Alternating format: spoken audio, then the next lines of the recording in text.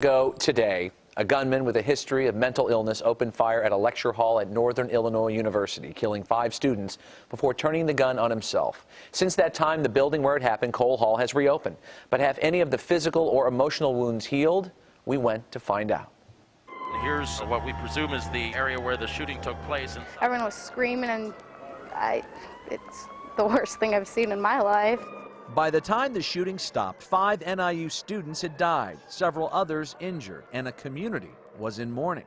This is affecting the entire community of DeKalb, not just the NIU community. One of those injured, Harold Ng, then an NIU junior, who we caught up with just days after he received graze wounds to the back of his head. I remember all of a sudden the teacher disappearing, and I remember clearly seeing a shotgun. 1 year later, months before his graduation, Ng was still reflecting on his death-defying moment.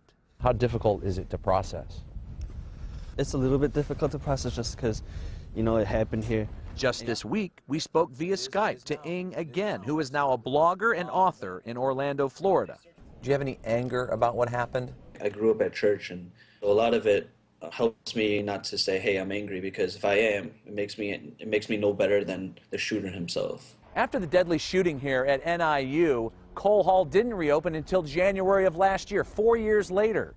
It now houses an anthropology museum and a high-tech classroom, which have replaced the lecture hall where the tragedy occurred. It was on that hallowed ground that we heard NIU spokesman Brad Hoy explain the impact of the new Cole Hall. It's very much a transformation and yet another sign of our moving forward and, you know, a sign in the healing process. Of course, right outside the building are the granite markers memorializing the deceased, and now a tree honoring the survivors. Well, I think we're more reflective with the memorial, which is right outside. People pause by that every day. As for Harold Ng, he's written an online book about his travails titled That's Just It, which could help other victims of senseless shootings. It won't come easy, you know, and it's not going to happen overnight where I heal. I'm still healing every day. The university now has scholarships that honor those who lost their lives. The university president, John Peters, who led NIU through that dark time, is retiring in the spring, and you can find Harold Ng's book on Amazon.